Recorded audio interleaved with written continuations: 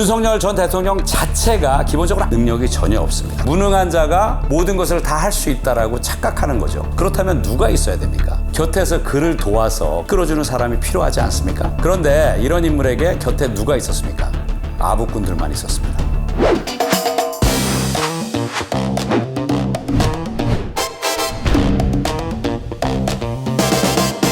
안녕하세요. 이무영의 비하인드 이무영입니다. 오늘은 누가 좋은 리더이고 또 누가 좋은 멘토인지 한번 이야기를 해볼까 합니다. 대통령 등 지도자들이 망가지는 가장 큰 이유가 무엇일까요? 제 생각에는요, 이들이 망가지는 가장 큰 이유는 곁에 훌륭한 조력자 또는 멘토가 없어서입니다.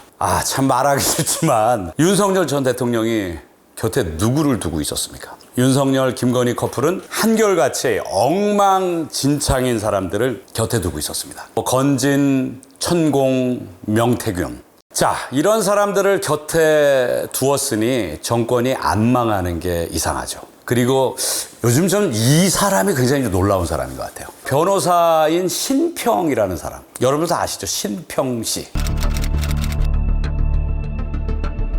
근데 과연 이 신평이라는 사람, 정말로 윤석열과 김건희가 신뢰했던 멘토일까요? 저는 그것도 사실 잘 모르겠어요. 이 신평 변호사는 법조인으로서 기본적으로 문제가 있는 사람입니다.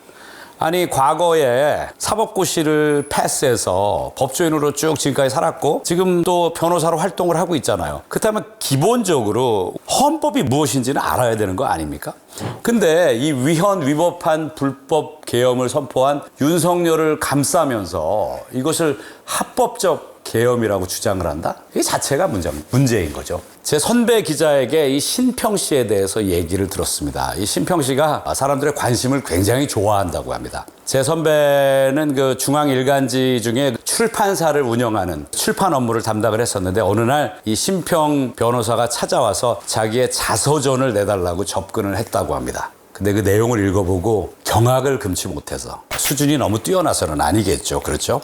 어쩔 수 없이 거절을 했다고 하더라고요. 그 내용을 보니까 저도 참 이런 속된 표현 쓰기 싫은데 관종 중에 관종이라고 얘기하더라고요. 이분이 얼마 전에 윤석열에 이어서 김건희를 면회를 갔다가 거기에서 한 말이 구설수에 올라서 많이 좀 화제가 되지 않았습니까? 자, 이 신평 변호사의 어이없는 어록들이 너무 많은데 오늘 다 얘기할 수가 없는 것 같습니다. 저는 최고 압권이 이거 같아요. 윤석열은 맑은 인품의 소유자다. 그리고 높은 교양, 또 타인을 배려하는 사람이다. 그런데 사람들이 그걸 몰라본다 그 얘기죠.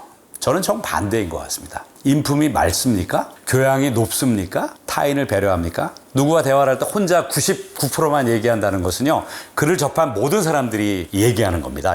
전혀 능력이 없는 무능한 자가 모든 것을 다 할 수 있다라고 착각하는 거죠. 윤석열 전 대통령 자체가 기본적으로 나라를 운영할 수 있는 능력이 전혀 없습니다. 그렇다면 누가 있어야 됩니까? 곁에서 그를 도와서 그가 나라를 잘 운영할 수 있도록 이끌어주는 사람이 필요하지 않습니까? 정치 경험이 전혀 없는 그런 사람으로서 대통령에 당선이 됐으니까요. 그런데 이런 인물에게 곁에 누가 있었습니까? 아부꾼들만 있었습니다. 그런데 역사를 이렇게 훑어보면은요, 소위 보수 정권이라고 하는 세력의 리더들, 대통령들이겠죠. 이 사람들은요, 다들 무능하고 또 정의롭지 못한 조력자들 때문에 무너졌다고 해도 과언이 아닐 것 같습니다. 박근혜 전 대통령을 한번 보십시오. 자, 어린 시절에는 가짜 목사 최태민에게 놀아났고요. 정치인이 된 후에도 그 영향력에서 벗어나지 못하고 그 딸인 최순실을 곁에 두었다가 최순실이 이 전횡을 저지르면서 국정농단으로 무너지지 않았습니까? 박근혜 대통령은 사실은 그 예전에 대통령의 딸로서 자기 엄마가 일찍 세상을 떠났기 때문에 영부인의 역할을 대신했었죠. 근데 그때 그녀의 곁에 최태민이라는 목사가 있었습니다. 근데 이 사람은 사실 목사도 아닙니다. 사기꾼이라는 게 맞습니다. 어디서 목사 안수를 받았는지가 불분명합니다. 주술에 가까운 그런 형태로 성직자 활동을 했던 그런 인물이죠. 최태민이 이 가관인 게 사실 박근혜 대통령과 관계가 전혀 없었습니다. 유경수 여사가 문세광의 총에 맞아 죽고 그리고 조금 세월이 흐른 후에 갑자기 박근혜에게 이 최태민이 편지를 보냅니다. 죽은 유경수 여사가 나의 꿈에 나와서 당신을 구하라고 했다. 그러니까 딸인 박근혜를 구하라고 했다. 이 말입니다.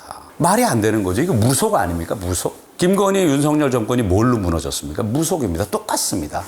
박근혜 대통령의 출발도 옆에 두었던 멘토도 무속으로 출발하는 겁니다. 김건희가 건진과 천공에게 의지한 것처럼 역시 박근혜도 최태민이라는 무속인에 의지하면서 자기 어머니를 잃은 그 슬픔을 극복하려 했던 겁니다. 근데요, 이렇게 전혀 관계가 없었는데 그녀의 마음을 사로잡고 나서 최태민은 이제 각종 이권에 개입하고요. 그리고 사기를 치고 또 융자를 알선하는 등 수많은 권력형 비리를 저질렀습니다. 많은 사람들이 여러 가지 조언을 했을 거 아니에요. 박근혜에게. 가까이 하지 말라. 그 사람이 요사스러운 사람이다. 그 사람이 당신을 해야 할 것이다. 근데 박근혜는 늘 이런 식으로 최태민 목사에 대해서 얘기했습니다. 처음 나를 만났을 때부터 언제나 곁에서 나를 도와준 고마운 분이다. 이거 어디서 좀 들어본 얘기 같지 않습니까? 감옥에 간 김건희 씨가 뭐라고 했죠? 그래도 건진 법사와 명태균 씨는 고마운 사람들이다. 아니, 자기를 해친 사람들인데 어떻게 보면 그 사람들이 고마운 사람들이다라고 얘기한 게 박근혜가 최태민을 얘기한 거와 거의 똑같습니다. 이렇게 말씀드리면 좀 가혹한 것 같지만 비슷한 무리끼리 끼리끼리 뭉치는 것 같습니다. 박근혜는요, 대통령에 당선된 직후에 그때 당시에 새누리당이었죠. 상임 고문 중에 김용환이라는 사람이 있었습니다. 이 사람이 이렇게 얘기를 했다고 그래요. 이 독대를 하면서 이제 대통령도 됐으니까 최태민의 그림자를 지워야 된다. 많은 사람들이 말이 많다. 이렇게 얘기하니까 갑자기 표정이 싸늘하게 변하면서 이런 말씀 하시려고 저를 지지하셨나요? 라고 하고 아예 관계를 끊었다고 합니다. 그러니까 자기에게 도움을 준 사람도 최태민 목사에 대해서 조금만 좀 부정적으로 얘기하면 바로 관계를 끊는 그런 일이 벌어진 거죠. 자, 그렇다면 좋은 멘토, 좋은 조력자는 무엇일까요? 좋은 멘토, 조력자는 리더에게 거침없이 자기의 현명한 생각을 말할 수 있어야 하는 사람입니다.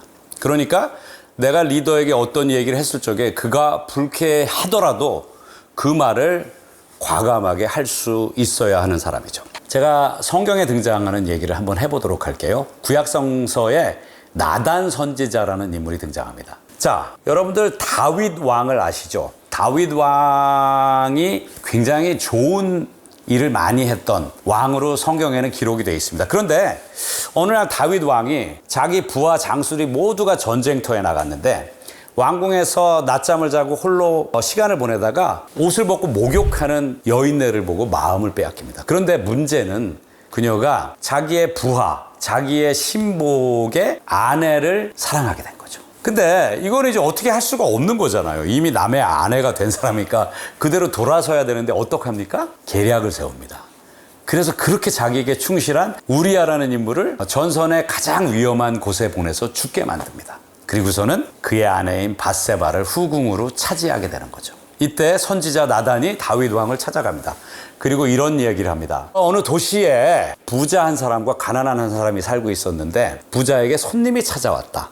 그런데 이 부자가 자기 양을 잡는 게 아까워서 가난한 사람에게 딱 한 마리 양이 있었는데 그 가난한 사람의 양을 힘으로 빼앗아서 손님에게 대접했다. 이렇게 얘기를 합니다.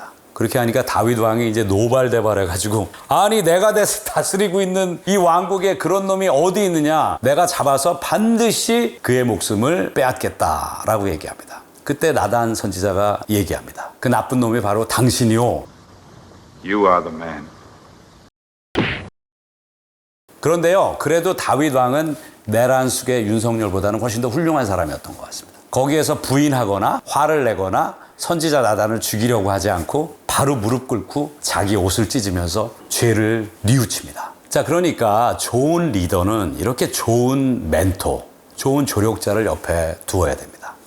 다윗에게는 나단 선지자와 같은 조력자가 있었습니다. 자, 오늘 여러분들과 좋은 리더와 좋은 멘토의 관계에 대해서 이야기를 하다 보니까 문득 이런 생각이 드네요. 자, 우리도 살면서 많은 사람들과 교제합니다. 친구들도 많이 있지요. 우리가 어떤 사람들을 좋아합니까? 늘 우리 귀에 듣기 좋은 소리를 해주는 사람들의 이야기를 듣는 걸 좋아합니다. 인간이 그렇죠. 저도 마찬가지입니다. 그런데 그렇지 않으려고 굉장히 우리가 노력을 해야 될 것 같아요. 우리를 귀에 특히 좋은 소리 해주는 사람들 있잖아요. 그런 사람들은 밖에 나가서 우리 욕을 합니다. 그런데 나에게 정말 필요한 소위 쓴소리를 해주는 사람, 내 귀에 듣기 싫은 그 옳은 말을 해주는 사람은 밖에 나가서 다른 사람들에게 내 칭찬을 합니다. 명심하시기 바랍니다.